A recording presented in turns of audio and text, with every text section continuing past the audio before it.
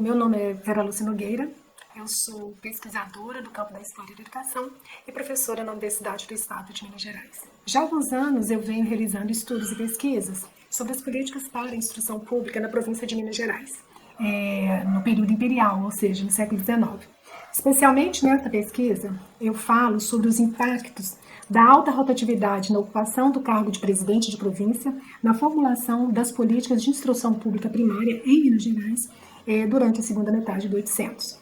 Mas o que eu estou chamando, de rotatividade? Bom, desde a criação do cargo de presidente de província em 1823 até o final do Império, ou seja, nos 66 anos de governo, o Brasil contou na administração das suas 20 províncias com um número de 919 políticos ocupando esse lugar. Isso dava uma média de 48 administradores por província. É um número assim, razoavelmente elevado.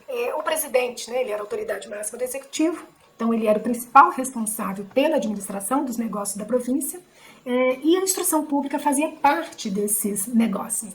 Então ele tinha o protagonismo no plano político do governo, como representante do imperador, porque ele era nomeado pelo imperador, e aí acabava que ele atuava aí como um dos principais elementos de unificação do projeto de nação imperial.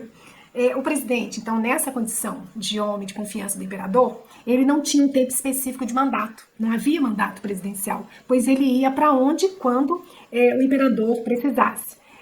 Então, isso gerava o que a gente chama de uma rotatividade. Somando a essa rotatividade, havia o fato do presidente não precisar ser natural da província que ele fosse administrar. Com isso, então, os presidentes sofriam muitas críticas pelos seus adversários políticos, principalmente naquele momento, essa disputa que havia entre o Partido Liberal e o Partido Conservador.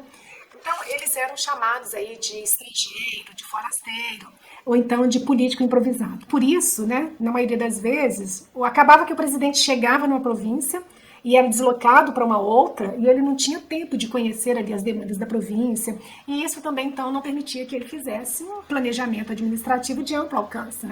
Outra situação também complicada é que quando o presidente propunha algum projeto, esse projeto poderia ser vetado pelos deputados.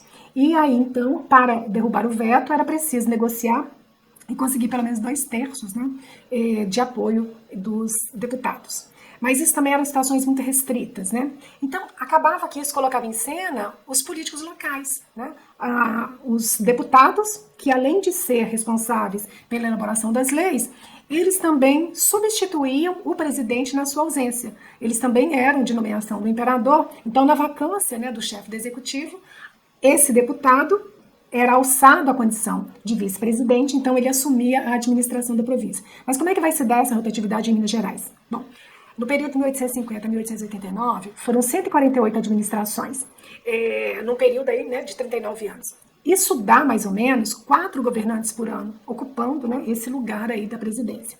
Então, como é que isso tem relação ou afeta a instrução pública? Bom, se cuidar da instrução pública é parte das atribuições dos políticos, isso acaba colocando aí a instrução pública no contexto das relações de poder, porque elas também se tornam objeto de negociações políticas. Então, ela se inscreve aí nesse campo de disputa, de relações múltiplas de poder. Bom, quais as mudanças na instrução pública em Minas Gerais e na segunda metade do século XIX e qual a relação disso com essa rotatividade no executivo?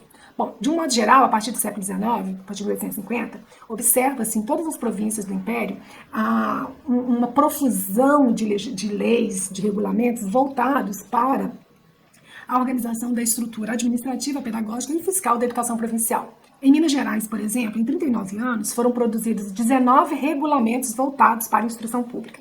E somente 5 desses foram assinados pelos vice-presidentes. Bom, mas aí o que isso pode significar? Que os presidentes estavam atentos às demandas da província? Não necessariamente. O que a pesquisa tem mostrado é que, em muitos casos, quando o presidente chegava à província, esse documento já estava pronto. A gente tem exemplo aí do presidente Antônio Gonçalves Chaves, que ele governou Minas por 93 dias, na virada de 1883 para 1884, e ele publicou 4 regulamentos. Um para a Escola de Farmácia, outro para o Liceu de Artes e Ofícios, e um para o ensino público particular. Mas todos eles já estavam prontos quando ele chegou. Então, embora o regulamento saia com o nome dele, Na verdade, não foi ele. Ele chegou, ele estava administrando a província de Santa Catarina e ele chega lá e já estava tudo pronto. Às vezes também, quando o presidente encomendava um regulamento, ocorria a situação de esse regulamento ser totalmente rejeitado pelos deputados. E eles rejeitavam justamente em razão daquelas críticas, né? O presidente não conhece a província, então ele não teria, de certa forma, uma legitimidade para ficar propondo muitas mudanças. Nesse período, então, de 1850 a 1889, Minas Gerais teve 88 períodos administrativos. 46 vice-presidentes, né?